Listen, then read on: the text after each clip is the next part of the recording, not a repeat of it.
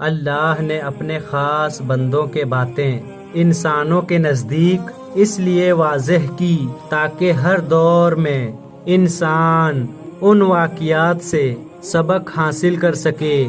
تو ویسے ہی ایک عظیم نبی جس کو 40 دن تک مچھلی نے اپنے پیٹ میں رکھا، ان کے واقعے کو بھی اللہ نے ہدایت رکھا ہے۔ آپ کے والد کا نام حضرت متہ تھا۔ آپ حضرت ابراہیم علیہ السلام کے نسل سے تھے۔ آپ کا مشہور لقب جنون ہے، یعنی مچھلی والا۔ اللہ نے آپ کو حکم دیا کہ اے یونس جاؤ، نینوا جاؤ، وہاں کی لوگوں کو اصلاح کرو، وہ آپس میں لڑتے ہیں، جھگڑتے ہیں، ان کو محبت اور امن سکھاؤ۔ تو بس اللہ کے نبی یونس نینوا جو عراق کے شمال میں واقع ہے، وہاں اپنے مبارک قدم لیے پہنچے۔ آپ مسلسل اللہ کا دین لوگوں کو سمجھاتے رہے، یہ بتاتے رہے کہ آپس میں لڑنا، جھگڑنا، نفرت کرنا اللہ کو پسند نہیں۔ لیکن افسوس، وہاں کے لوگ آپ کی توہین کرتے رہے، آپ کے اس پیغام حق کو مذاق سمجھتے رہے۔ سالہ سال اللہ کے نبی تبلیغ کرنے کے بعد بالآخر آپ نے یہ فرمایا، ان قریب تم پہ اللہ کا عذاب آئے گا، اور غصے میں اس بستی کو چھوڑ کے باہر چلے گئے، اور دل ہی دل میں سوچتے رہے کہ یہ قوم سدھرنے والوں میں سے نہیں۔ اللہ کے حکم کے بغیر انہوں نے اس بستی میں رہنے والوں کی اصلاح کرنا چھوڑ دی۔ کچھ ہی دن گزرے، اس بستی پہ ایک بڑا سا بادل دور سے آنے لگا، اس میں بجلیاں اور آگ چمک رہی تھی۔ اس بستی کے لوگوں نے جیسے ہی آسمان میں آگ چمکتے ہوئے دیکھی تو آپس میں کہنے لگے، لگتا ہے کہ قوم لوط کی طرح ہم پہ بھی اللہ کا عذاب آ گیا۔ یونس سچا تھا، یونس کا اللہ سچا تھا، اب ہمیں اللہ کے عذاب سے کوئی نہیں بچا سکتا۔ اتنی دیر میں کسی نے کہا، آؤ بیٹھ کے اللہ سے معافی مانگتے ہیں۔ اس گاؤں کے تمام لوگ زمین پہ بیٹھ کے اللہ سے معافی مانگنے لگے، اپنی گناہوں کو قبول کرنے لگے، یہاں تک کہ 3 دن گزر گئے۔ بے شک اللہ بار بار معاف کرنے والا ہے۔ اور یوں وہ آگ برسانے والا بادل اس گاؤں سے دور چلا گیا، اور سب اللہ کے نبی یونس علیہ السلام کے منتظر ہو گئے کہ اللہ کرے یونس علیہ السلام واپس آ جائے، ہمیں اللہ کا دین سمجھائے، ہمیں محبت اور امن اور سلامتی کا پیغام دے۔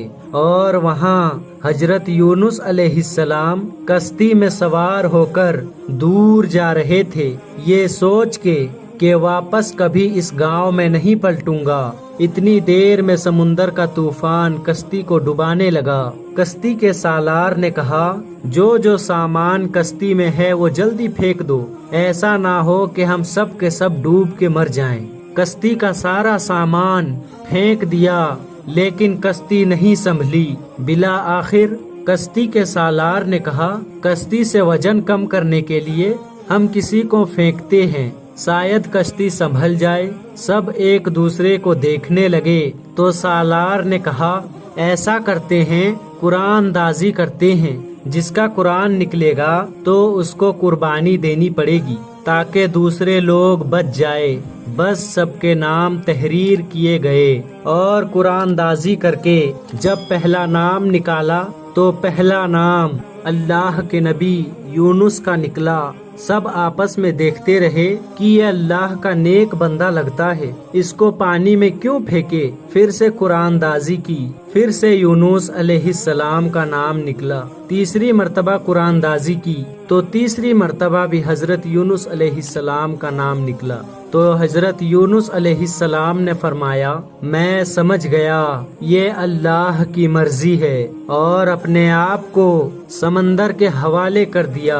جیسے ہی اللہ کے نبی سمندر میں آئے، اللہ نے ایک مچھلی کو حکم دیا کہ جا میرے نبی یونس کو اپنے پیٹ میں رکھ، یاد رکھنا میرے نبی کو تیرے پیٹ میں کوئی تکلیف نہ آئے۔ وہ مچھلی جلدی سے اللہ کے نبی یونس کو اپنے پیٹ میں حفاظت کے ساتھ رکھ دیا۔ پہلے تو حضرت یونس علیہ السلام نے یہ سمجھا شاید ہمیں دارالفنا سے دارالبقا کی طرف کوچ کر چکا ہوں، لیکن کچھ ہی دیر میں ان کو یہ اندازہ ہوا کہ نہیں، میں ابھی یہی ہوں، کیونکہ میرا جسم حرکت کر رہا ہے۔ حضرت یونس علیہ السلام نے ادھر ادھر دیکھا تو ان کو معلوم ہوا کہ وہ مچھلی کے پیٹ میں ہیں۔ اپنے اللہ سے بات کرنے لگے، اپنے اللہ سے معافی مانگنے لگے کہ اے میرے مالک، جو کام آپ نے میرے لیے چنا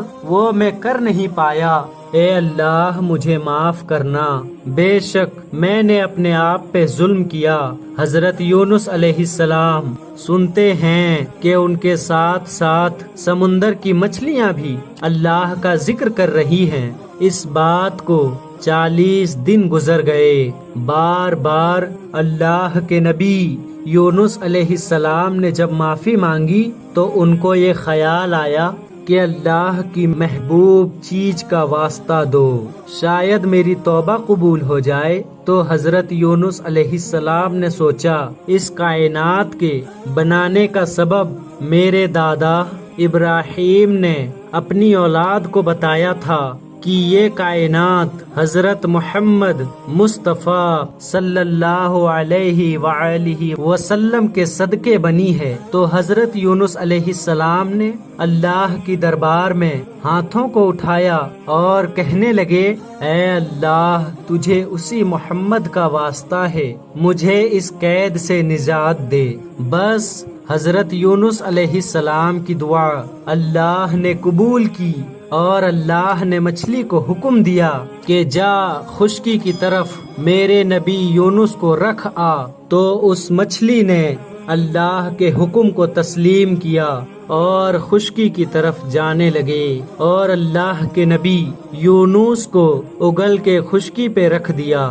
اس وقت کافی ایام مچھلی کی پیٹ میں رہنے کے وجہ سے حضرت یونس علیہ السلام کا جسم پورا سوج چکا تھا، اور دھوپ لگنے کی وجہ سے آپ کا جسم جل رہا تھا۔ آپ اللہ سے معافی مانگنے لگے کہ اے میرے اللہ، تو نے مجھے قید سے تو نجات دے دی، اے میرے اللہ میری حفاظت کر تاکہ میں تیری اسی قوم کے پاس جا کر لوگوں کی اصلاح کر سکوں۔ اللہ نے زمین کو حکم دیا کہ ایک پھلدار درخت یونس علیہ السلام کے جسم پہ سایہ کرے اور اپنے پھلوں سے یونس علیہ السلام کو خزا پیش کرے، اور یوں اللہ کے نبی یونس علیہ السلام اس درخت کے سائے میں بیٹھ کر شہتیاب ہونے لگے، اور پھر آپ اسی گاؤں واپس چلے گئے جہاں جانے کے لیے اللہ نے انہیں حکم دیا تھا۔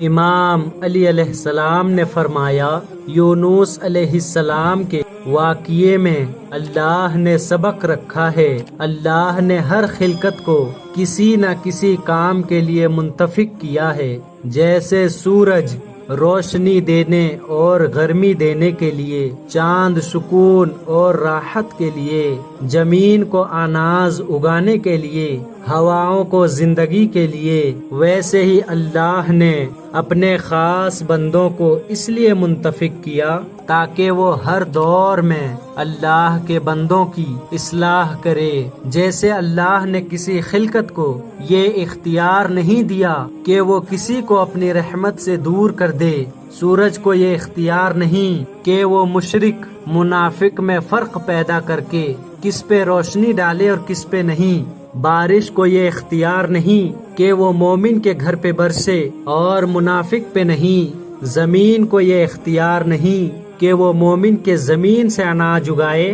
اور مشرک کے نہیں، ویسے ہی اللہ کے نیک بندے کو یہ اختیار نہیں کہ وہ اپنی طرف سے یہ ارادہ کر لے کہ اس کی اصلاح کروں اور اس کی نہیں۔ ہدایت اللہ کی طرف سے ہے اور اس ہدایت کو پہنچانا اللہ کے خاص بندوں کا فریضہ ہے۔ کون اللہ کے کتنے قریب ہے اس کا فیصلہ صرف اللہ کرے گا۔ کس کو دوزخ اور کس کو جنت ملنی ہے اس کا فیصلہ صرف اللہ کرے گا۔ پیغام دینے والے، تبلیغ دین کرنے والے ایک مزدور کی طرح صرف اپنا کام انجام دیتے رہے، ورنہ ان کا انجام بھی ویسے ہی ہوگا جیسے اللہ نے اپنے نبی حضرت یونس کا کیا تھا۔